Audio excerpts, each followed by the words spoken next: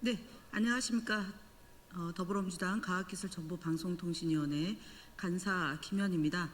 오늘 예정되어 있던 저희 이소희 방송 3법 논의 관련해서 야당 간사인 최영두 의원하고 협의하에 오늘 이소희를 수년시켰다는 점 먼저 말씀드리고요. 추후 일정이 합의되는 대로 알려드리겠습니다. 이상 마치겠습니다.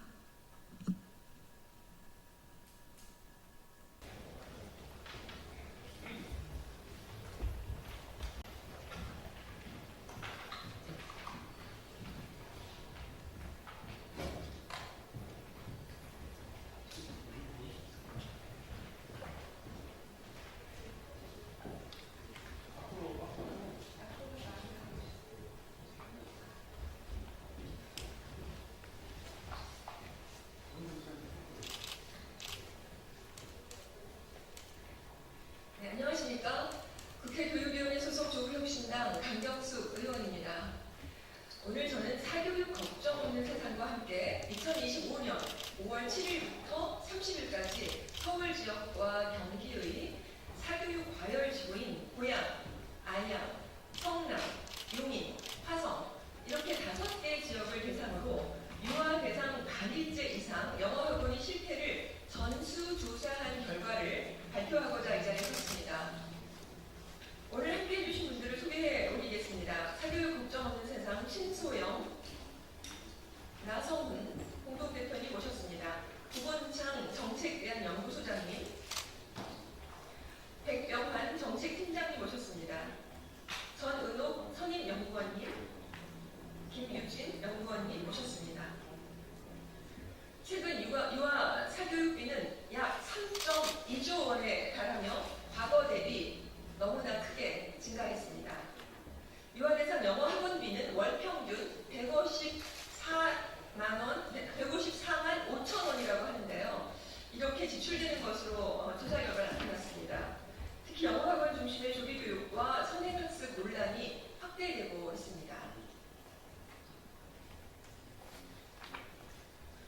조사 결과 서울시내 유아 대상 반일제 이상 영어 학원 수는 전년 대비 34개 감소했으나 개설반 수는 10개나 줄어들었습니다. 반면 경기도 5개 지역에서는 영어 학원 수가 3개 줄어들었지만 개설반 수는 101개가 늘어나 오히려 학원 시장이 확장되는 모습을 보였습니다. 이는 학령 인구 급감 속에 소규모 학원이 설치되고 대형 학원 중심으로 시장이 재편됨을 시사합니다. 서울의 경우 산호세 영유아 수가 2023년 62,880명에서 2024년 61,128명으로 약 2.8% 감소했습니다. 하지만 강남, 서초 등 일부 지역에서는 학원 수가 줄었음에도 불구하고 개설반 수는 오히려 증가하는 양상이 나타났습니다. 이는 특정 지역에서 수요가 집중되고 있음을 의미합니다. 경기의 5개 지역에서는 안양, 평촌, 화성, 등산 등 신도시를 중심으로 개설반 수가 급증했습니다. 서울은 양적으로 축소되고 있지만 질적으로 대형화, 집중화가 동시에 진행되고 경기의 5개 지역은 학령 인구 변화와 무관하게 유아 대상 반일제 이상 영어 학원 수요가 꾸준히 확대되고 있습니다.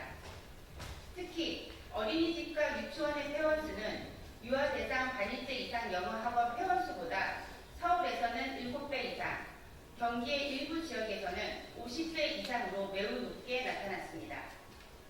이는 초저출생 현상으로 인해 어린이집과 유치원이 급격히 줄고 있지만 사교육 중심의 학원은 비교적 안정적으로 유지되고 있음을 의미합니다.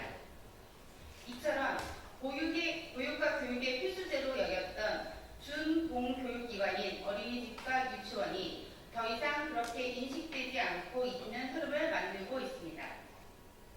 초저출생의 직접적인 영향으로 회원은 빠르게 증가하고 있습니다.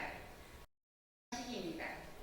그러나 장기간 앉아서 반복적인 주입식으로 하는 학습은 아동의 뇌 발달 균형을 무너뜨리고 집중력 저하, 스트레스 누적, 건강 문제, 사회성 저해 등 다양한 부작용을 초래할 수 있습니다.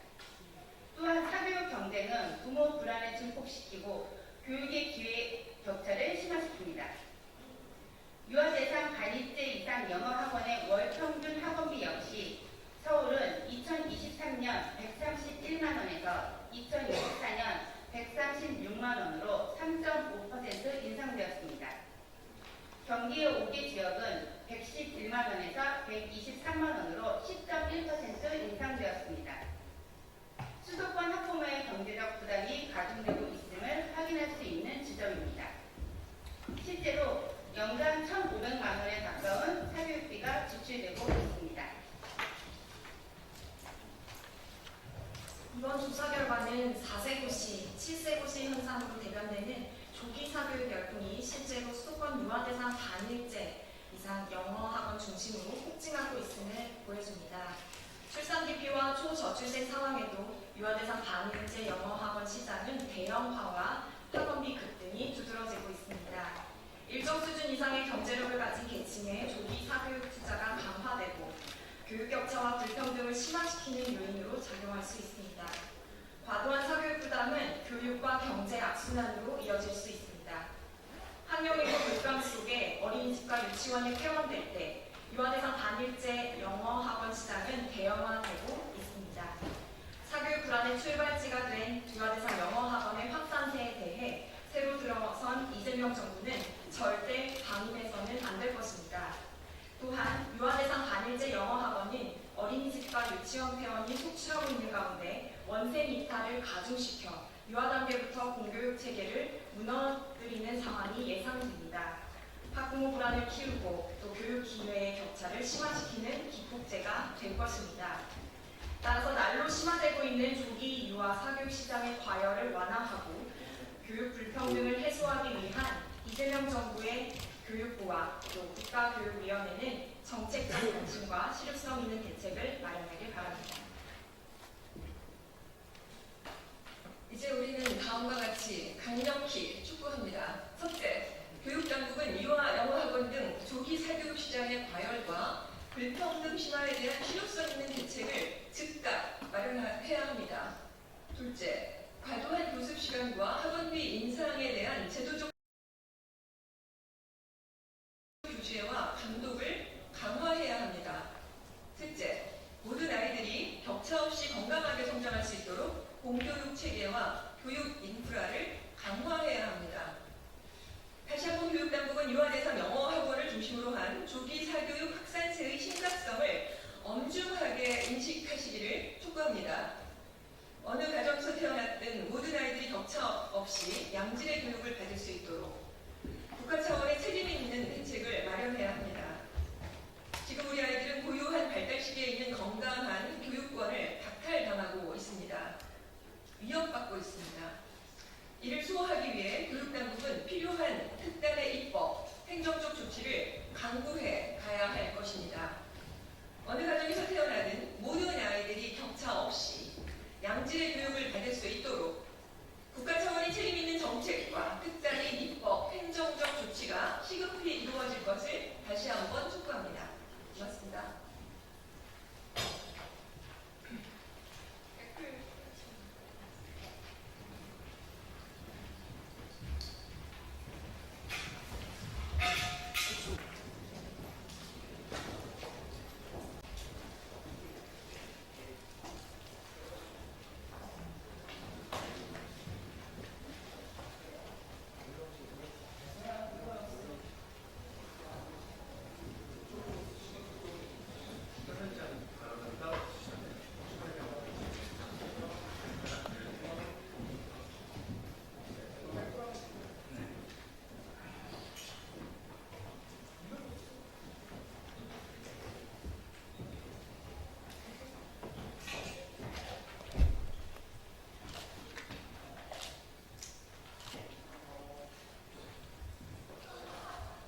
예, 안녕하십니까.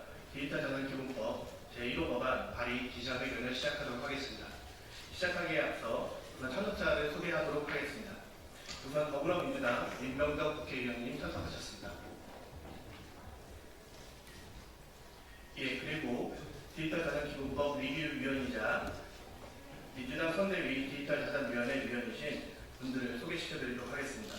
김성군 블록체인 산업진흥협회 이사님이십니다. 자산위원회 이사장님이십니다. 매일경제 에물럭 CEO 김은명 대표님입니다. 바이아드 박혜진 대표님이십니다. 블룸미디어 정명수 국장님이십니다.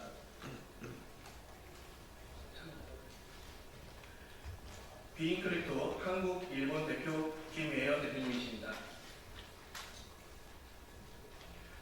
블루코 김종환 창업자님이십니다.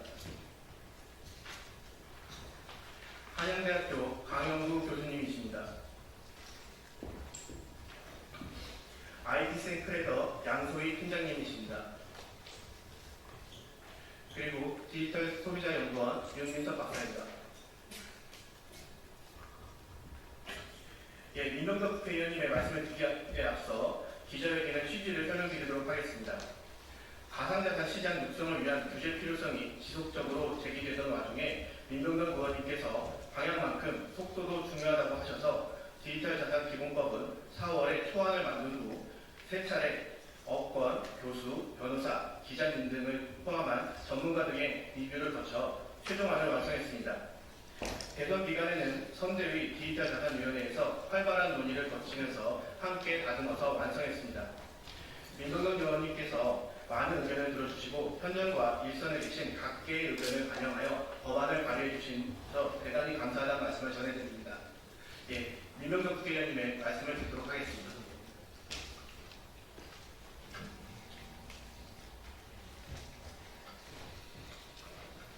법안 발의하기에 앞서서 법안에 대해서 공개 리뷰를 몇 번에 걸쳐서 한 경우는 이번이 처음 아닌가 싶습니다. 그토록 시장의 의견이 혁신적인 시장의 의견을 참조해서 업계의 의견을 조율해서 법안을 내고자 했다는 말씀입니다. 네, 반갑습니다. 더불어민주당 민병덕 국회의원입니다. 오늘 저는 대한민국 디지털 금융의 미래를 위한 중대한 전환점을 제시하고자 디지털 자산 기본법을 대표 발의하게 되었습니다. 이 법안은 단순한 법률 제정이 아니라 디지털 경제의 글로벌 패권 경쟁에서 우리나라가 선도국가로 우뚝 서기 위한 제도적 초석입니다. 디지털 자산은 더 이상 변방의 실험적 수단이 아닙니다. 블록체인과 인공지능 기술이 융합된 디지털 자산은 이미 글로벌 자본시장과 실물 경제를 연결하는 핵심 인프라로 자리 잡았습니다. 2025년 6월 현재 전 세계 디지털 자산 시장 규모는 약 2.5조 달러, 하나로 333조입니다. 2020년 대비 3배 이상 성장했습니다.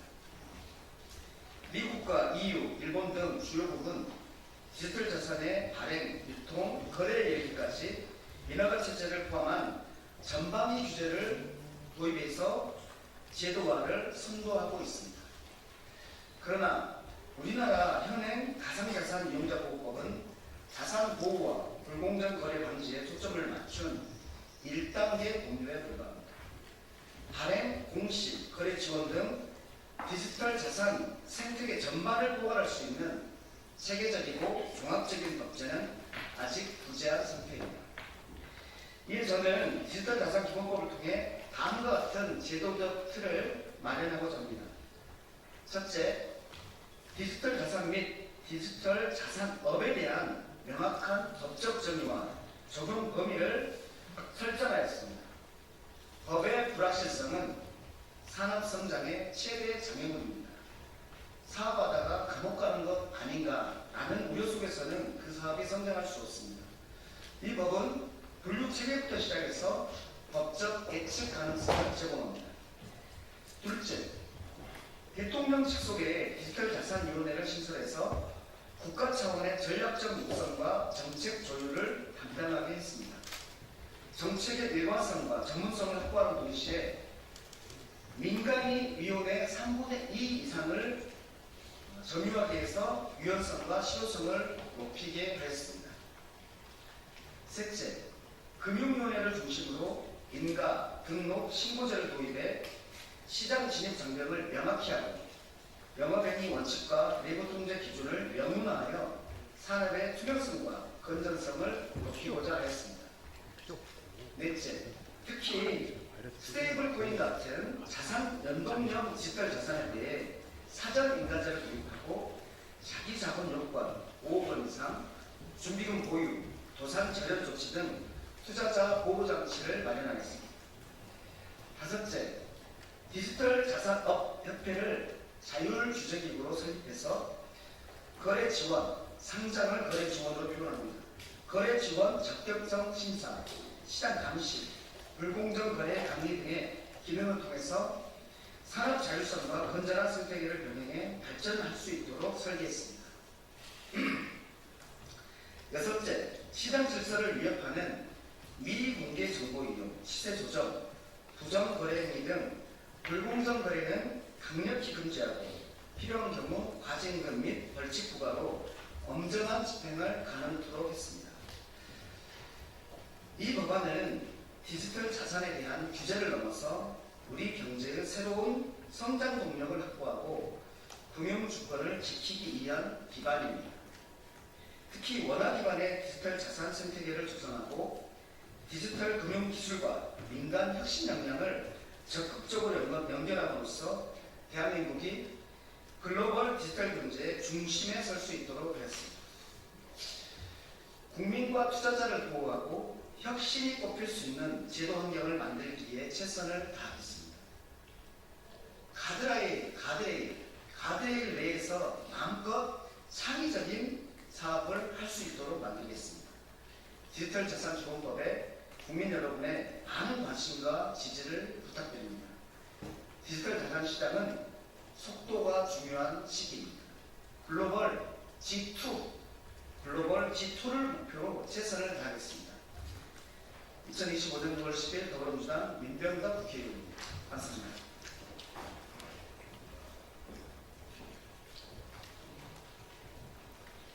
예, 이상으로 디지털 자산 기본법 제1호 법안 발의 기자회견을 마치도록 하겠습니다.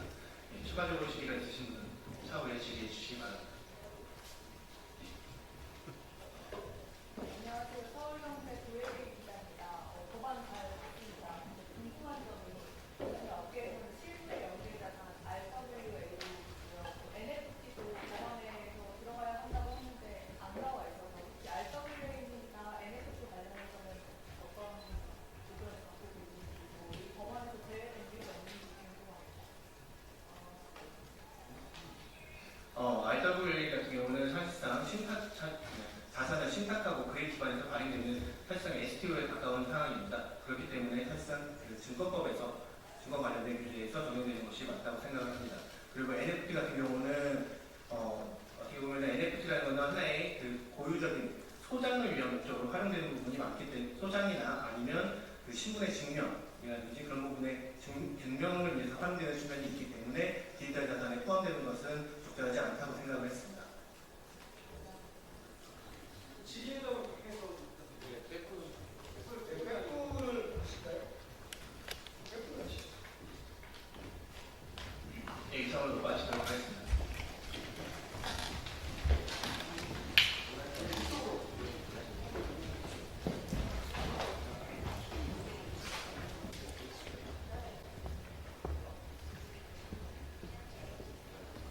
네, 안녕하십니까. 국회 교육위원회 더불어민주당 또 조국혁신당 긴급 기자회견을 하기 위해서 이 자리에 섰습니다.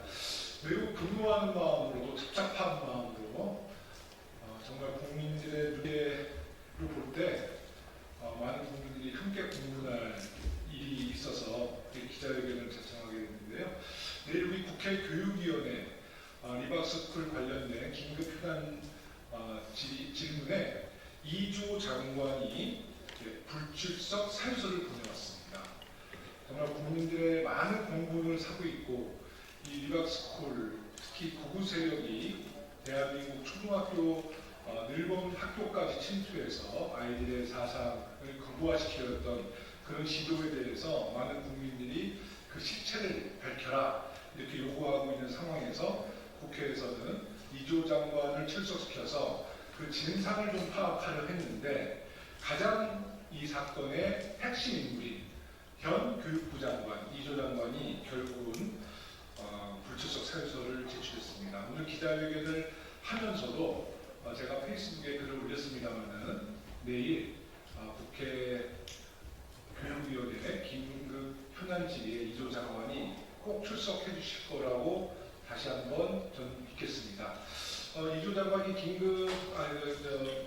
불출석 사유서에 제시한 이유 중에는 이미 사의를 표명했기 때문에 최소한의 그 어떤 임무를 수행한다고 얘기를 했는데요. 이건 정말 구차한 변명이고요.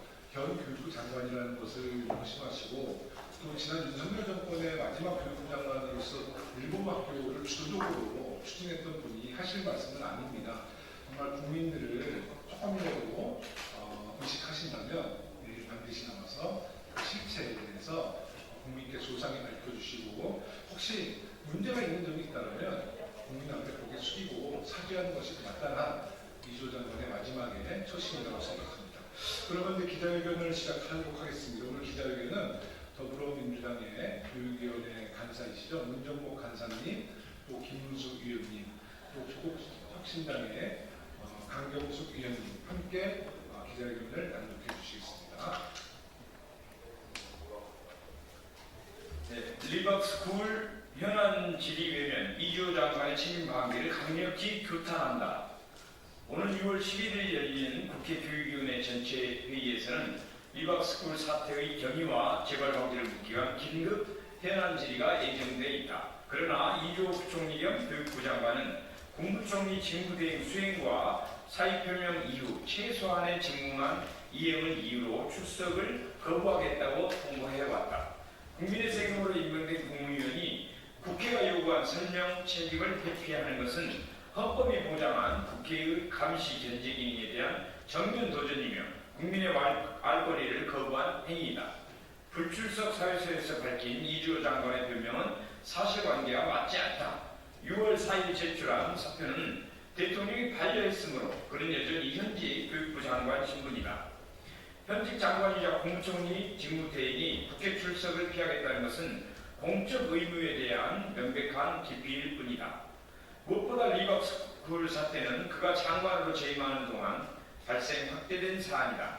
교육부 수장이자 사건의 당사자인 그가 국회와 국민 앞에서 경위를 설명하고 대책을 제시하는 것은 최소한의 책무이다. 리버스쿨 사태는 교육 현장의 안전과 학습권을 심각하게 위협한 중대한 사건이다. 그럼에도 장관은 어차피 나갈 사람이라 정책 결정과 집행에 관여하기 어렵다는 궤변으로 국회 출석 의무를 회피하고 있다. 이는 국민 앞에 서야 할 책임자 스스로가 직을 방패 삼아 책임을 회피하는 전형적인 직무유기이다. 심지어 그는 국무총리 대행 등의 최소 업무를 한시적으로 수행한다고 밝혔지만 국회의 현안 질의 출석 요구는 그 최소 업무에 포함되지 않는다는 듯이 외면하고 있다. 이러한 태도는 헌정 질서를 지키려는 국회의 노력을 전면 부정하는 행위이며 국민적 분노를 키울 것이다. 국회 교육위원회는 리버스쿨 사태의 근본 원인 규명과 재발 방지를 위한 전면적인 대책을 지속적으로 촉구해왔다. 그러나 교육부는 전수조사 발표 외에 실효성 있는 조치는 내놓지 않았으며 장관 본인은 사과 한마디 없이 침묵으로 일관해왔다. 그 결과 교육 현장의 혼란은 수습되지 않았고 학부모와 학생들의 불안은 더욱 증폭되고 있다. 이조 장관이 국회 출석을 끝내 거부한다면 이는 교육부 수장으로서의 자격을 스스로 포기하는 것이며 국회가 부여한 출석, 답변 의무를 노골적으로 무시하는 중대한 위법 행위로 남을 것이다. 우리는 이조 장관에게 엄중히 요구한다. 첫째, 6월 11일 전체회의에 반드시 출석해 리버스쿨 사태의 전말과 교육부 대책을 직접 보고하라. 둘째, 현안 파악 및 대응 과정에서 작성된 모든 자료, 회의록, 지시 문건을 즉시 제출하고 교육부가 보유한 추가 정보를 투명하게 공개하라. 셋째, 국회 출석 요구를 거부해 국민의 알 권리를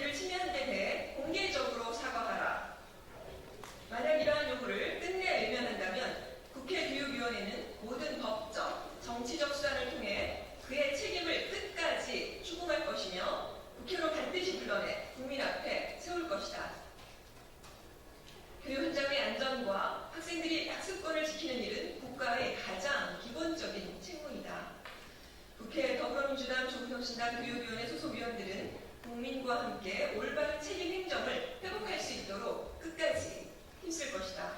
2025년 6월 10일 더불어민주당, 조국혁신당 국회교육위원회 소속 국회의원 입동입니다. 맞습니다.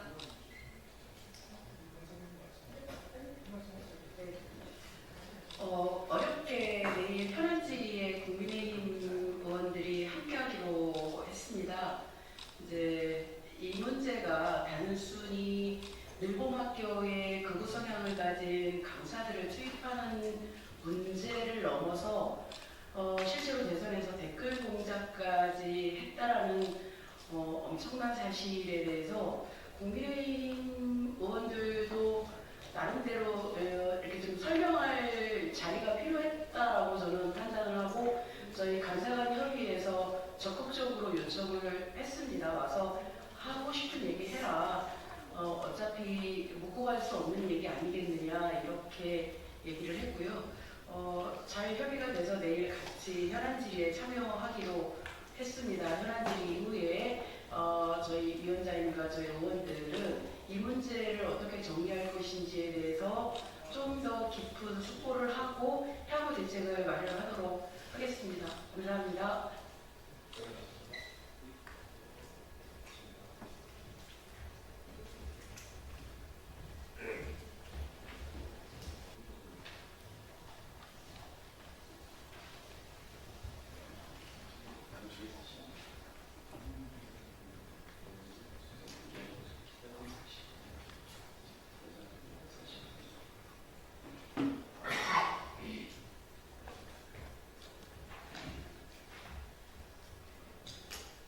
기자회견을 시작하도록 하겠습니다.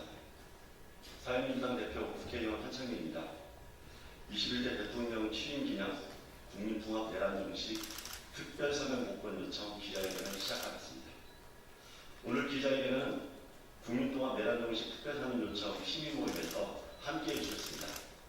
시민사회 대표와 정교회에서 역할하시는 우리 원로 선생님들을 소개시켜드리도록 하겠습니다.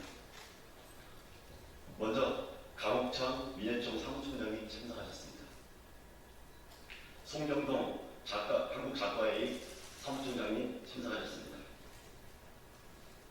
정인성 평화통일비전 사회적 시민회의 상임의장이 함께해 주셨습니다. 이승환 시민평화포럼 대표님 참석하셨습니다. 정도상 한반도평화경제포럼 이사님도 함께해 주셨습니다.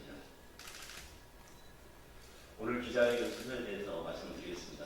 먼저 제가 기자회견 취지에 대해서 간단하게 설명을 드리고 그리고 정도상 이사님께서 모두 발언을 해주시고 나머지 참석자분들께서 기자회견을 낙력하는 순서로 진행하겠습니다.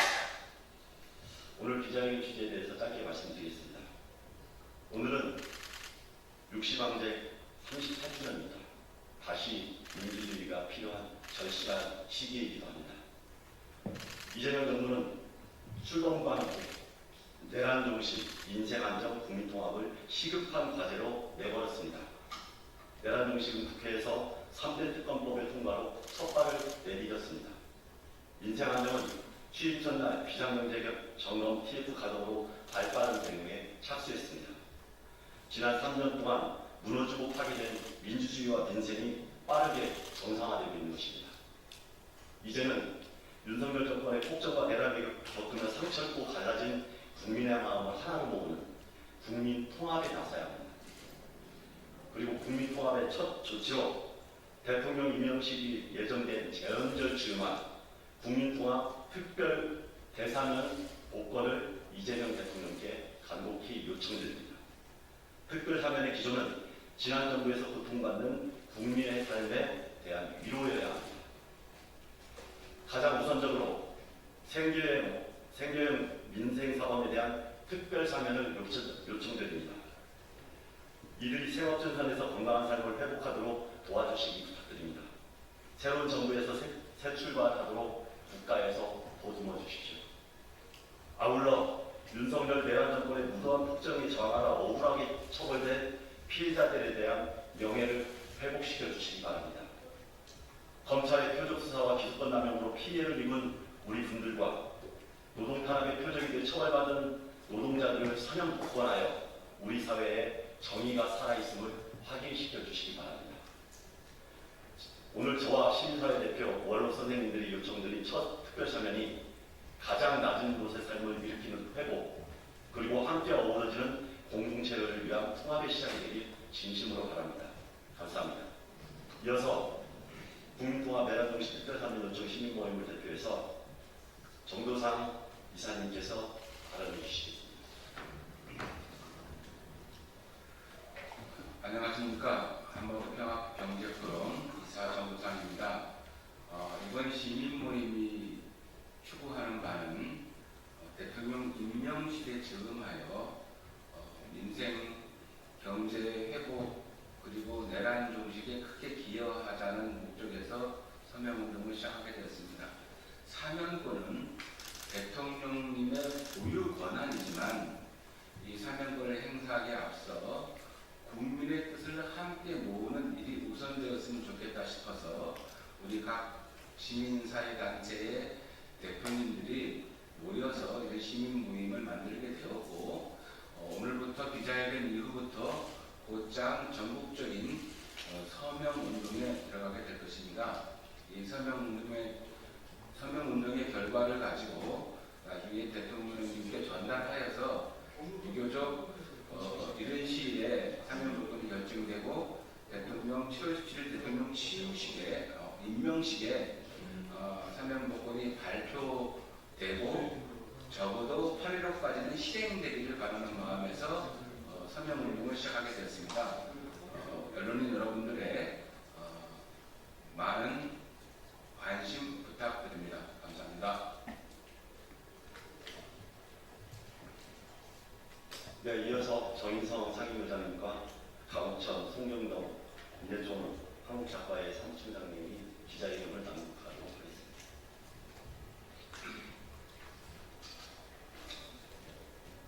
이재명 대통령, 먼저 대한민국 21대 대통령에 취임하신 것을 축하드립니다. 대한민국이 진짜 대한민국으로 가는 과정에 전 국민이 주권자로서 함께 하게 되길 희망합니다. 국가는 약자의 아픔과 슬픔 그리고 그들의 목소리를 먼저 경청하고 응답해야 합니다. 경청과 응답에서 국민통합은 시작됩니다. 국민통합은 과거를 덮는 일이 아니라 정의 위에 다시 서는 일에서 시작됩니다. 대통령님께서는 국민통합을 이 시대의 과제로 선언하시며 분열을 넘고 갈등을 딛고 국민과 함께 다시 나아가겠다고 약속하셨습니다. 그 말이 실천력을 갖기 위해서는 무엇보다 먼저 고통받아온 이들의 현실에 응답해야 합니다. 진짜 대한민국의 대통령으로서 지난 정부에서 고통받은 국민의 삶에 대해 마음에서 우러나오는 위로와 통합의 실천이 필요합니다. 그러기에 우리 서명인 일동은 주권자인 국민이 대통령을 임명한 것이라는 의미를 담아 오는 7월 17일 제헌절에 취임식이 아닌 임명식을 하실 때 국민통합 특별 대사면 복권을 발표하여 위로와 실천이 현실적으로 드러나길 간곡히 요청드립니다.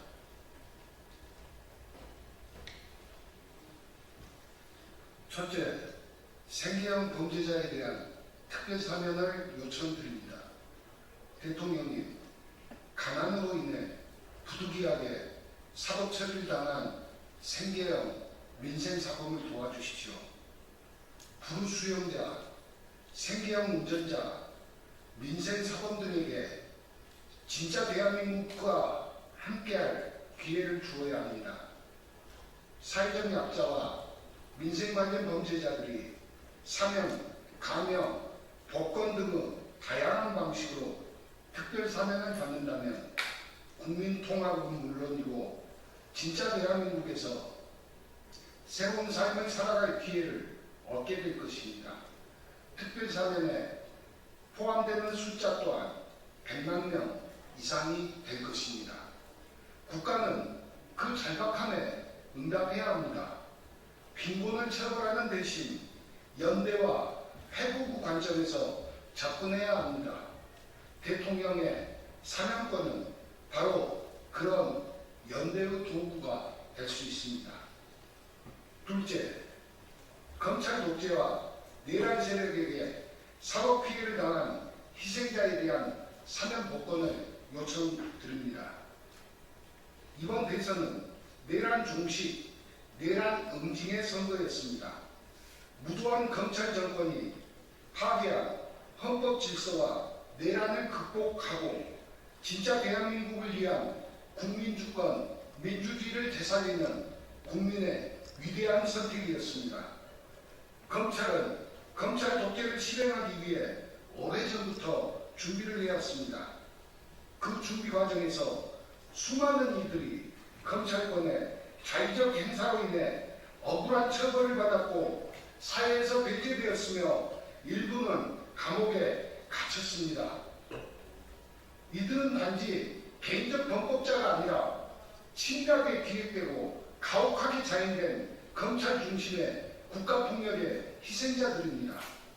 내란 세력이 장악한 사법 카르텔의 폭력을 대통령님께서도 온몸으로 겪으신 일이기도 합니다. 그들의 명예는 사명과 복권으로 회복되어야 합니다. 검찰의 모해 이중과 법원의 비양심적이고 비독립적인 재판의 결과로 많은 사람이 검찰에 의해 희생되었습니다. 지금이야말로 그것을 바로잡을 때입니다. 시간이 흘러 때를 놓치게 되면 내란에 동조했거나 검찰 독재에 동조했던 세력에 의해 희생이 범죄로 둔갑하게 될 것입니다. 부디 대통령님께서 내란 세력과 검찰 독재에 의한 희생자들과 윤석열 정권의 포괄적인 노동 탄압으로 사법 피해를 당한 비정규직 노동자들을 모두 사면 복권하여 진짜 대한민국으로 가는 길을 확실히 열어주실 것을 간곡히 요청드립니다. 이번 7.17 대통령 임명식에 증응한 대통령님의 사명권은 헌정수호와 민주주의 회복을 위해 행사되는 가장 아름다운 권리가 될 것입니다.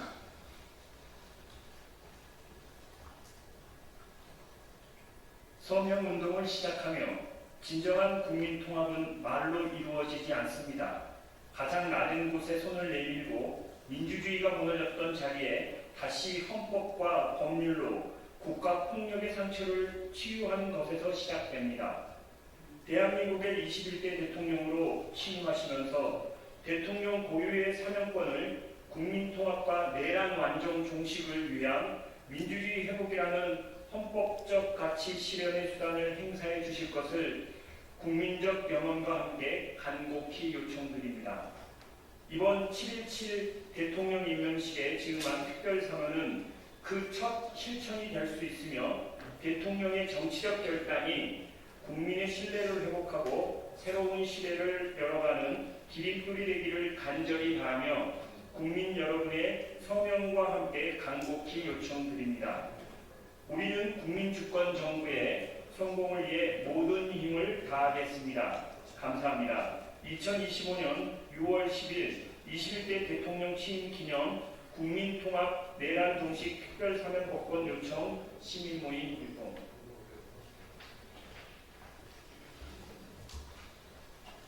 네, 오늘 기자회견은 여기서 마치도록 하겠습니다.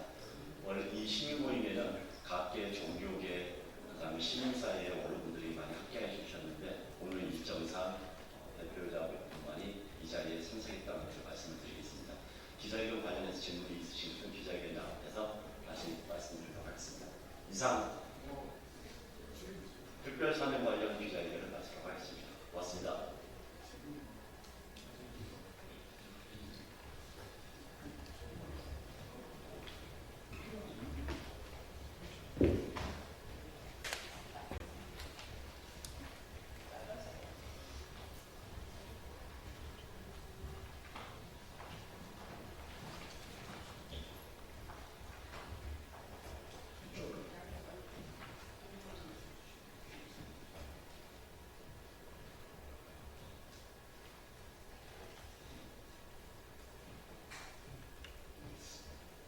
안녕하십니까. 광주광역시장 강기정입니다.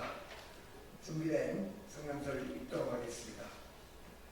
장기간 경기 침체 및 계엄 탄핵 등 정치적 불확실성을 거쳐오면서 우리 경제의 버팀목인 소상공인들의 경영 부담은 날로 가중되어 왔습니다. 특히 배달 시장을 독차지하고 있는 민간 배달앱의 높은 중개 수수료는 그 부담을 더욱 압박하고 있습니다. 우리는 지난해 중개 수수료 상한제 입법 등 배달 시장 정상화를 위해 정부가 적극 나서야 함을 촉구한 바가 있습니다. 그러나 윤석열 정부는 이 같은 소상공인들의 염원을 애면하였습니다. 새로운 정부에서는 배달 플랫폼 중개 수수료 5% 이내 상한제 도입 등 배달 시장의 공정 질서 확립을 위한 규율 체계 마련을 위해 적극 나서야 할 것입니다. 네, 강주 국회의원 전진숙입니다.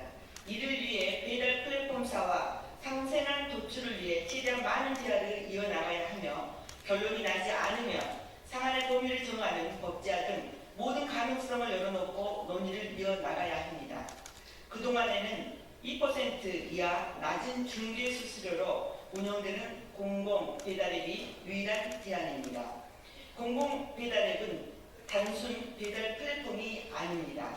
지역 화폐와 연계되고 지역 실정에 맞는 다양한 할인 쿠폰 발행 등을 통해 소상공인을 보호하고 골목 상권을 활성화하는 민생 경제 회복의 중요한 정책 수단입니다. 예, 광주 동남갑 정진우 의원입니다. 그러나 민간 배달앱의 공격적인 마케팅으로 인해서 지자체의 한정된 지원만으로는 민간 배달앱과 경쟁해서 경쟁력을 확보하기 어렵습니다. 지자체의 공공 배달앱 운영 예산 50% 이상을 중앙정부의 재정으로 뒷받침해야 합니다. 다시 한번 정부와 국회에 촉구합니다. 민간 배달앱의 중개 수수료 5% 이내 규제 등 온라인 플랫폼 공정화와 공공 배달앱 국비 지원 등 활성화 지원책을 속히 마련해 주시기 바랍니다. 감사합니다. 예, 국회 출席자분들 안녕하십니까?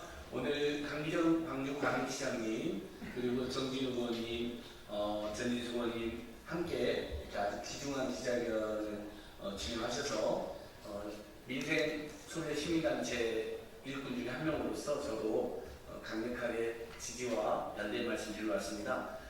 광주광역시에서 공공배달앱으로 갈아타기 캠페인 정부에 큰 신선한 충격과 감흥을 줬습니다. 실제로 지금 제가 일하는 민생경제연구소 그리고 직전에 임했던 선대위 서민중상층 경제 살리기원에서 제가 대선 때 시민들의 정책 제안을 받았는데 정말 수백 수를 수 없을 정도로 많은 분들이 플랫폼 폭리와 횡포에 대해서 제발 좀 이걸 근절하고 횡포해야 된다는 그냥 제안이 아닙니다. 그 글에 보면 나중에 제가 한번 그대로 한번 공개되고 싶은데 모아서 그 절절함이 읽는 사람이 이 정책 안 하면 이분이 잘하면 이 업종이나 이분들이 죽을 수도 있구나 정도로 그냥 배달 때문에 우리 다 죽어요. 제발 살려주세요. 이런 식으로 연락이 옵니다. 여러분.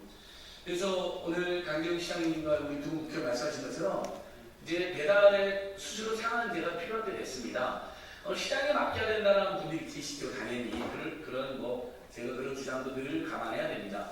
하지만 신용카드 가맹점 수수료 상한제 여러분 들어보셨을 겁니다. 어떻게 보면 이 중소상공인들보다 더 훨씬 전부터 그 자리 잡았고 또 신용카드라는 기능을 상당히 제공해서 본인들이 마음대로 받아야 된다고 주장했던 영역인데도 거기는 매출액에 따라서 상한제가 딱 정해져 있습니다. 연시장이 훨씬 더 낮은 수를 내고 있습니다.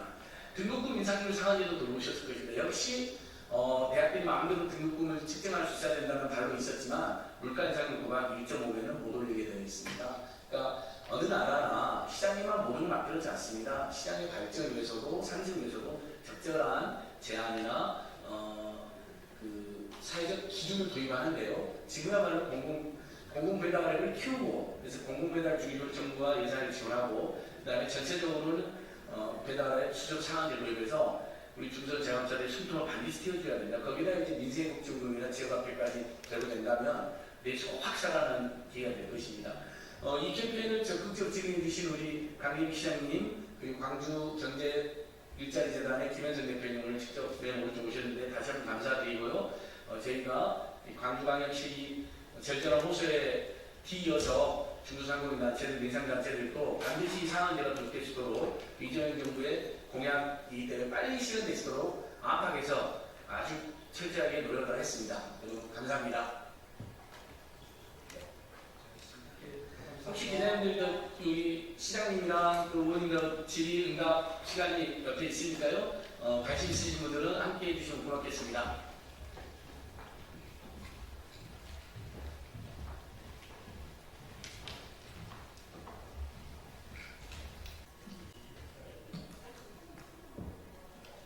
진보당 브리핑 시작하겠습니다. 부대변인 이성입니다. 위법적 방통위의 KBS 감사 임명 동의 제동 이진숙은 즉각 사퇴하십시오. 서울고등법원이 9일 박찬욱 전 KBS 감사가 제기한 정지환 감사 임명 집행정지 신청을 인용했습니다. 이는 윤석열 정권과 이진숙, 김태규, 2인 체제 방통위가 강행한 불법 임명에 대해 사법부가 명확히 제동을 건 것입니다. 공영방송의 독립성과 언론의 자유를 지키라는 헌법적 원칙을 다시 한번 확인한 판결입니다. 방통위는 법적으로 보장된 5인 합의제 원칙을 무시한 채 2인만으로 감사 임명을 밀어붙였습니다. 임명된 인사는 중징계 이력과 정치적 편향성을 지닌 부적격자였고 겸직 논란조차 제대로 검토하지 않았습니다. 이러한 일방적이고 위법한 결정은 공영방송을 정권의 정치적 도구로 삼으려는 시도를 적나라하게 보여줍니다. 이 모든 책임은 이진숙 위원장에게 있습니다. 법인카드 사적 사용 의혹으로 수사를 받고 있는 상황에서도 위법한 2인 체제의 폭주를 멈추지 않고 불법 인사를 강행한 것은 명백한 직권 남용입니다. 이진숙 위원장은 더는 책임을 회피하지 말고 즉각 자리에서 물러나야 합니다. 이번 법원의 결정은 공영방송 정상화를 위한 출발점입니다. 진상규명과 제도 개선이 반드시 뒤따라야 합니다. 이상 브리핑 마치고 두 번째 브리핑 드리겠습니다. 서울시는 위기 여성 청소년을 위한 10대 여성건강센터 일반 폐쇄 결정을 즉각 처리하십시오. 서울시는 전국 유일의 10대 여성건강센터 나는 봄의 운영을 오는 7월 4일 종료하겠다고 일방 통보했습니다. 이에 나는 봄 폐쇄 저지를 위한 공동대책위원회는 즉각 철회를 요구하며 강력히 반발하고 있습니다. 나는 봄은 성폭력, 성매매, 가정폭력, 위기 임신 등의 위기 상황에 놓인 여성 청소년을 위한 전국 유일의 의료 특화 기관입니다. 보호자 동의 없이 진료를 받을 수 있는 귀중한 공간이자 사회가 책임져야 할 마지막 안전망입니다. 서울시는 위탁법인의 운영 종료 의사를 이유로 센터 폐쇄를 결정하고 신규 센터를 설립하겠다고 밝혔지만 구체적 법적 근거도, 예산도, 고용 승계 계획도 없는 선언에 불과합니다.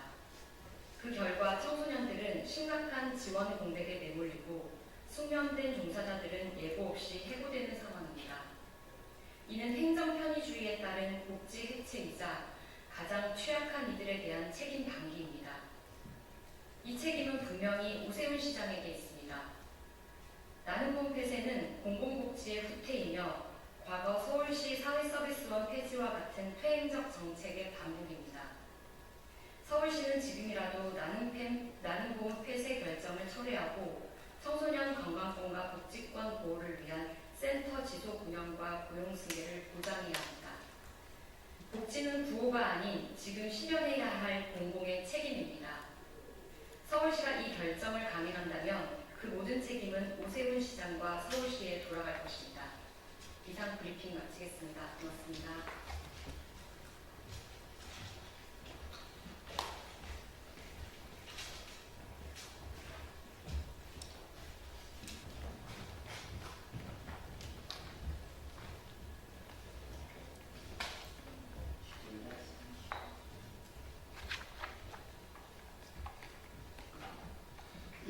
안녕하십니까. 저희들은 판사를 지낸 국민의힘 의원들입니다. 서울고등법원에서 어제 또 오늘 단법원에서 이재명 대통령, 법상으로는 피고인 이재명이 되겠습니다. 피고인 이재명에 대한 재판을 헌법의 취지에 따라서 하지 않겠다는 발표를 했는데, 이에 관해서 저희들의 입장을 말씀드리고 이를 강력히 비판하고자 이런 자리를 마련했습니다.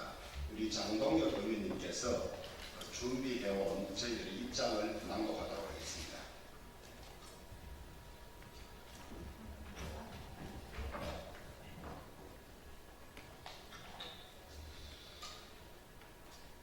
이재명 대통령에 대한 공직선거법 위반 사건의 파기환송심을 재판 중인 서울고등법원 재판부가 헌법 제84조를 이유로 기일을 변경하고 추후 지정한다고 결정을 했습니다. 사법부가 정치 권력에 굴복해서 사실상 이재명 대통령의 임기가 끝날 때까지 재판을 진행하지 않겠다는 뜻을 밝힌 것입니다. 이제 이재명 대통령에 대한 나머지 형사재판도 진행되지 않을 가능성이 높아졌습니다. 법원의 이번 결정은 국민의 눈높이에 맞지 않을 뿐만 아니라 법리에도 전혀 맞지 않습니다. 여론조사 결과를 보면 여전히 다수의 국민들은 이재명 대통령에 대한 재판은 계속되어야 한다고 응답하고 있습니다. 민주당은 대통령이 재직 중 재판을 받으면 대통령의 국정수행에 장애가 된다는 이유로 헌법 제84조의 불소추 특권의 소추에 대해 재판도 포함된다는 억지 주장을 하고 있습니다. 그러나 민주당은 홍준표 전 시장이 우리 당의 대통령 후보였던 2017년에는 불소추 특권의 소추에 재판은 포함되지 않는다고 주장했었습니다. 당시 민주당 송영길 대표는 홍준표 후보를 향해 대통령에 당선되더라도 헌법 제84조의 불소추 특권이 적용되지 않는다고 강하게 주장했었습니다. 또한 당시 헌법학자 10명을 상대로 설문조사를 실시한 결과 헌법학자 10명 중 7명은 대통령 신분이 이미 진행 중인 재판에는 영향을 미치지 않는다고 해석했습니다. 법제처가 2010년에 발간한 헌법 주석서에서도 헌법 제84조에서 말하는 형사상 소추는 기소를 의미한다고 기소하고 있습니다. 멀리 갈 것도 없이 민주당은 지난 윤석열 정부에서 대통령을 수사 대상에 포함시킨 특검 법안을 비상계엄 이전에만 19차례나 발의했습니다. 심지어 대통령 당선 시절에 이미 2건의 특검법을 발의하기까지 했습니다. 논리는 헌법 제84조에 규정된 불소추 특권의 소추는 기소만 의미할 뿐 수사는 포함되지 않는다는 것이었습니다. 대한민국의 근간을 이루는 헌법이 한 사람을 위해 마음대로 해석되어서는 안 될 것입니다.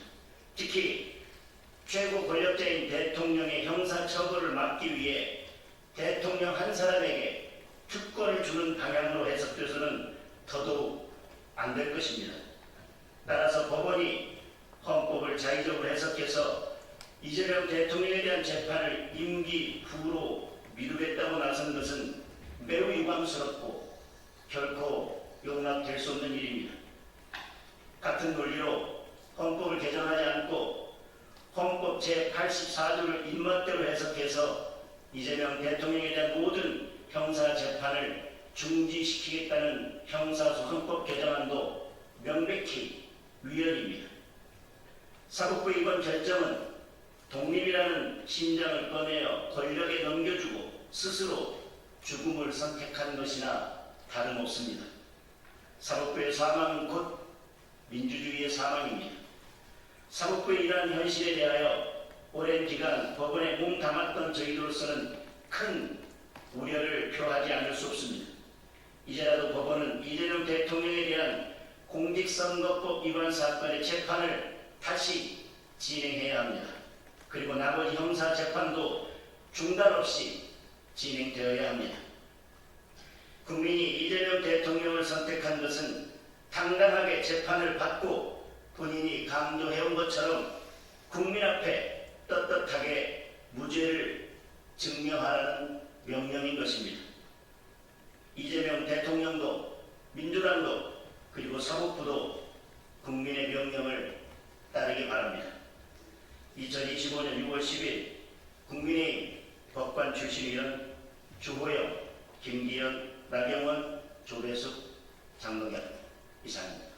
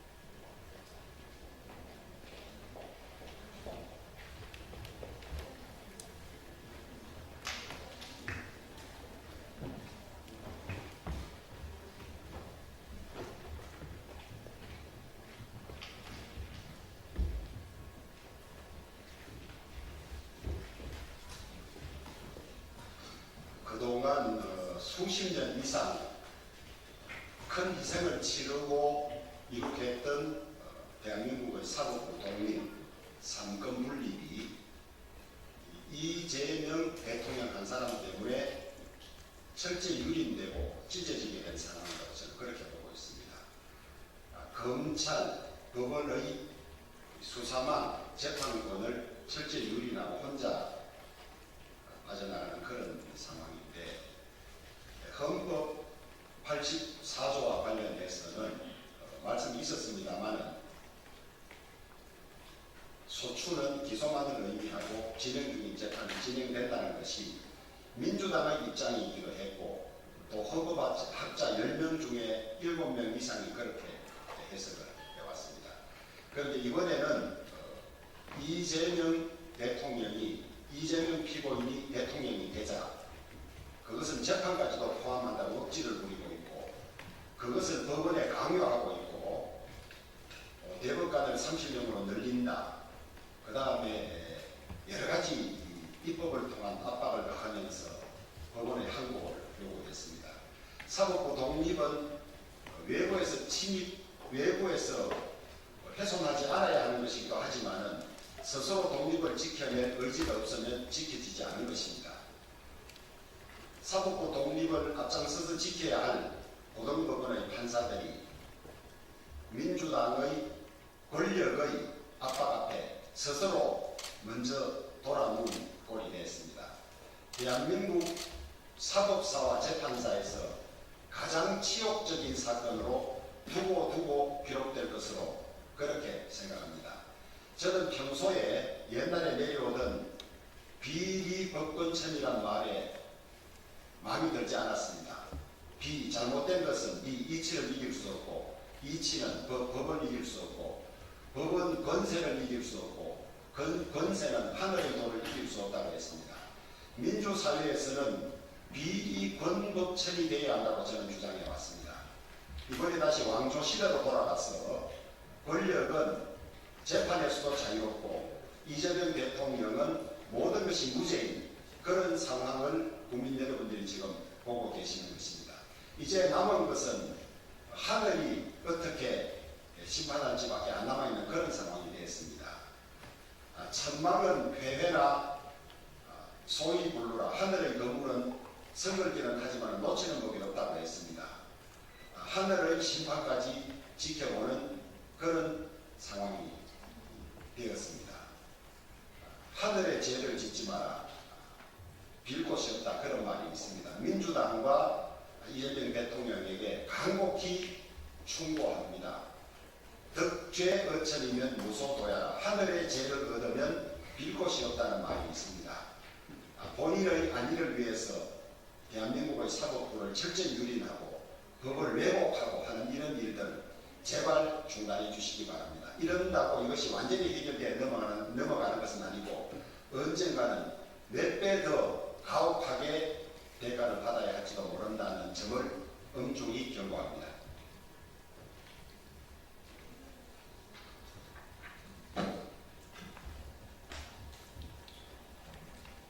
네, 나경원입니다. 정말 어제는 사법부 치욕의 날이라고 생각을 합니다. 법원 스스로 권력 앞에 무릎을 꿇었습니다. 저는 어제 자로 유권무죄, 유권유죄의 시대를 열었다.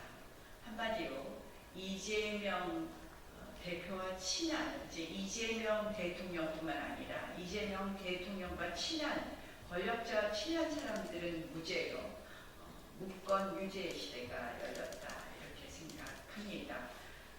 앞으로 대한민국 헌법이 후퇴된 어제의 사법치욕의 날은 역사에 기록될 것이라는 말씀을 드리면서 조금 전에 주호영 의장께서 이 권력은 하늘을 이기지 못한다고 하셨는데 그 천은 바로 천심의 민심이라고 생각을 합니다. 민심을 이기지 못할 것이라는 말씀을 드립니다. 그리고 검찰에 한 가지 요구하겠습니다.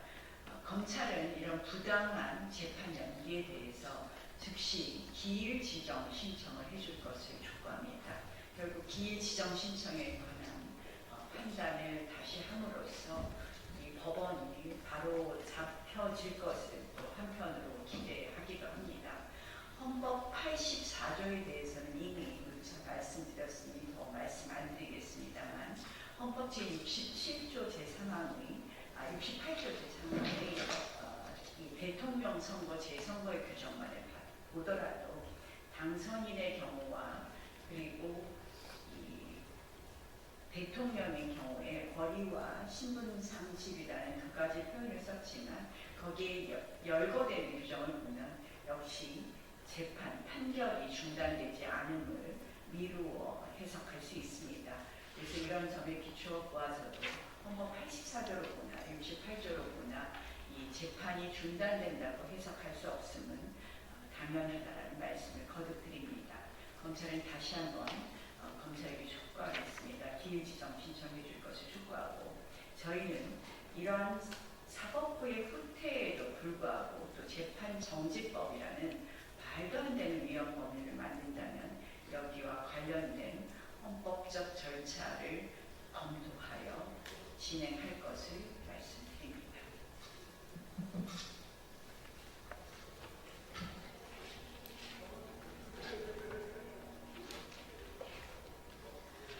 네, 조배수 의원입니다. 우리나라는 민주주의 국가입니다. 민주주의 국가에서 중요한 것은 법치주의입니다. 법치주의의 핵심은 삼권 분립이고 그리고 또 그 핵심은 사법권의 독립입니다. 사법권의 독립이 왜 중요하냐? 그것은 정의를 세우기 위함입니다. 옳은 것은 옳다, 틀린 것은 틀렸다. 죄 지은 사람은 처벌받고 죄가 없는 사람은 무죄를 선고하고 99%의 국민이 지지한다고 해도 죄를 지은 사람에 대해서 법원은 재판을 해야 되고 판사는 거기에 대해서 처벌을 해야 됩니다. 지금 우리 대한민국은 이 입법권을 독점하고 있는 이 다수 여당에 의해서 지금 사법권을 파괴 수준으로 압박하고 있습니다. 그리고 또 안타까운 것은 그러한 시도에 대해서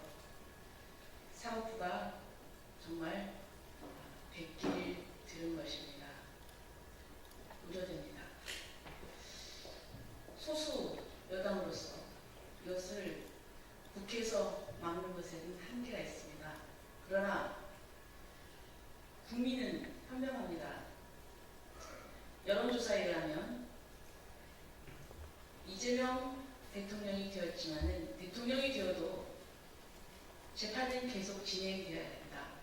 여론이 거의 60% 이상입니다. 또는 국민들이 지켜보고 있습니다.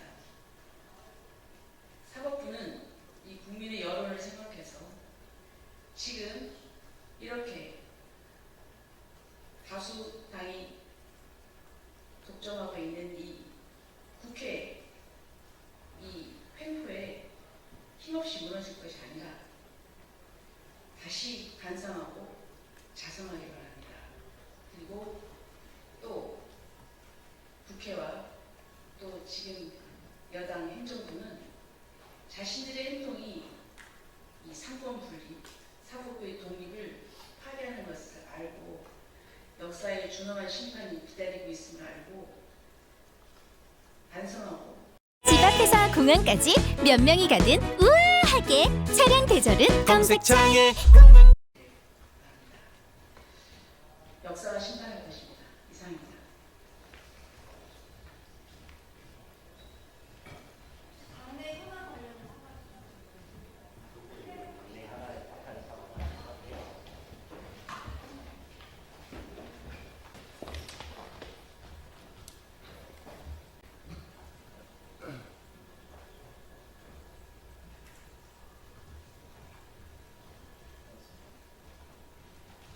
조국혁신당 대변인 윤재관입니다.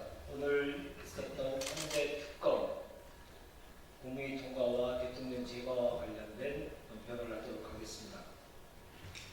드디어 3대 특검 법안이 국무회의를 통과하고 대통령 제거가 이루어졌습니다.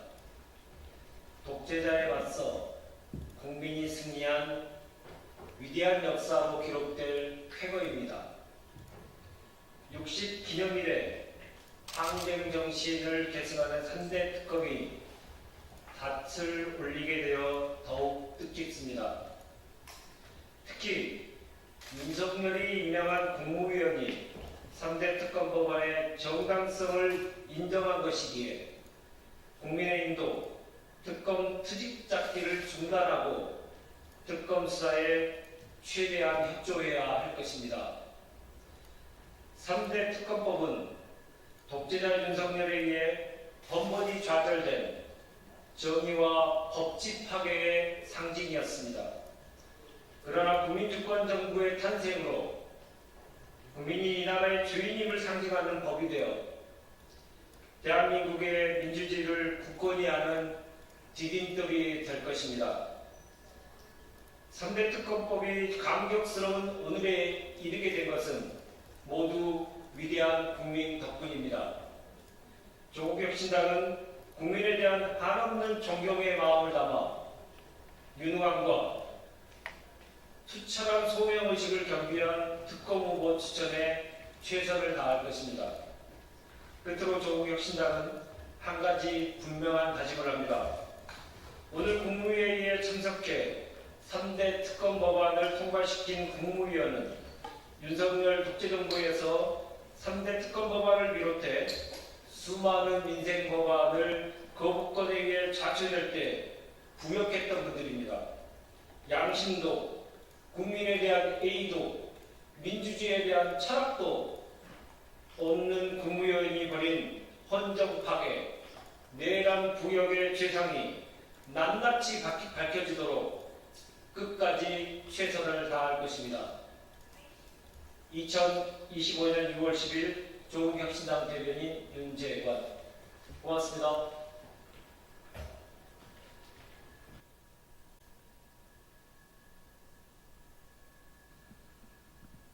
예, 국민의힘 원내대변인 박수민 의원입니다. 원내사안 브리핑 드리겠습니다. 이재명 정부 1호 법안이 공표되었습니다. 3개 특검법입니다. 정말 안타깝고 걱정과 경고의 말씀을 전하지 않을 수 없습니다. 사정정국과 정쟁에 의존하는 정부는 그 어떤 정부이든 필패합니다. 이 결론부터 말씀드립니다. 지금 민생이 시급하고 경제 현안, 외교 현안 다룰 일이 많습니다. 그런데 안타깝게 1호 법안이 민생도 외교도 경제도 아닌 정쟁입니다. 강력한 경고와 항의를 전달합니다. 이재명 정부는 이제 검찰을 지휘할 수 있습니다. 국방부도 지휘할 수 있습니다. 왜 굳이 수백억 원을 들여서 별도의 특검을 하는지 이해하기 어렵습니다.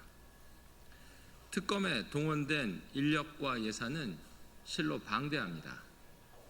최대, 최다, 최장 신기록을 세운 특검법이라고 이미 언론이 보도하고 있습니다. 별도의 민주당 검찰청을 세우는 수준입니다. 계엄과 주가 조작만 수사하는 것도 아닙니다. 제8회 지방선거, 21대 국회의원 선거, 2021년 재보궐선거, 2022년 재보궐선거, 22대 국회의원 선거와 관련된 많은 사안들을 모두 들여다보겠다고 합니다. 특별검사의 수사 대상으로 적시하고 있습니다. 특검은 본래 야당용입니다. 권력에 대한 수사가 제대로 되지 않을 때 그때 쓰는 대안적인 수단입니다. 그런데 집권한 정부 여당이 왜 민생을 젖혀두고 특검법부터 공표하는지 정쟁과 사정정국을 대대적으로 시작하겠다는 것 말고는 이해가 되질 않습니다. 통합을 내세운 이재명 대통령의 취임사가 아직 생생합니다. 취임사 따로, 국정 따로 이렇게 빨리 시작해도 되는 것입니까? 민생이 아닌 사정과 정쟁에 의존하는 정부는 필히 쇠락의 길을 걷습니다. 경고와 교훈을 전달드립니다. 강력한 경고와 함께 지금이라도 바른 국정을 위한 성찰을 시작해 주시기를 촉구드립니다. 이상입니다. 감사합니다.